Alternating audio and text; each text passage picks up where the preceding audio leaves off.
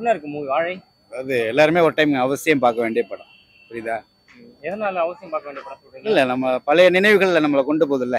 அதுவே எவ்வளவு கோடி ரூபாய் கொடுத்தாலும் நம்ம பழைய நிலைக்கு வந்து போகவே முடியாது. சின்ன பசங்களையும் கூப்பிட்டு போய் அந்த ஜென்ரேஷன் எப்படி இருந்தாங்கிறத காமிக்கலாம். அதுபோல கஷ்டங்களை வந்து பிள்ளைங்களுக்கு சொல்லி கொடுத்து வளர்க்கலாம்.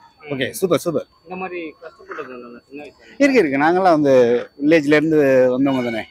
கண்டிப்பா சூப்பரா சூப்பரா இருக்கு.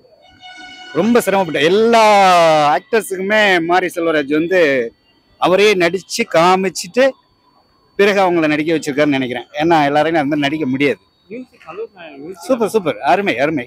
இன்னும் சொல்ல போனா இந்த கிராமப்புறங்கள்ல வந்து இந்த மாதிரி ஒரு டெத்து நிகழ்வுல வந்து போடுறதுக்கு ஒரு அருமையான சாங் கிடைச்சிருக்கு. இந்த படம் வந்து அழியவே அழியாது.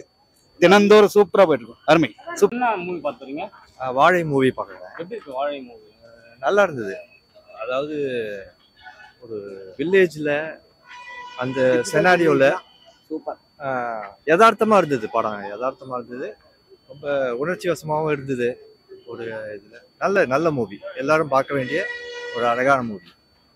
இந்த மாதிரி ரியல் லைஃபோட மேட்ச் ஆதானா மூவி? நேச்சுரலா இருக்கு. ரொம்பவே நேச்சுரலா இருக்கு. இந்த ரெகுலர் ஸ்டண்ட் லவ் அந்த மாதிரி இல்லாம நல்லா திருப்தியா இருக்கு படம். நல்லா இருக்கு. எல்லாருமே பார்க்க வேண்டிய, குடும்பத்தோட பார்க்க வேண்டிய படம். பசங்களோட ஆக்டிங் எப்படி இருக்கு? சூப்பர். அந்த பையனோட ஆக்டிங் ரொம்ப பிரமாதமா இருந்தது. நிஜமாவே கலையரசன் அவங்களும் அப்படி பண்ணிருக்காங்க. எல்லாருமே நல்லா பண்ணிருக்காங்க. எல்லா ஆர்டிஸ்டுமே அவங்கவுங்க பாட்டை கரெக்டா பண்ணிருக்காங்க. தேங்க்யூ. ஐயா, நீங்க இந்த மாதிரி சின்ன வயசுல கஷ்டப்பட்டுருந்தா ஐயா நீங்க? உள்ள கஷ்டப்பட்டு என்ன மாதிரியான கஷ்டப்பட்டுருக்கீங்க? நார்மலா இந்த அளவுக்கு இல்ல.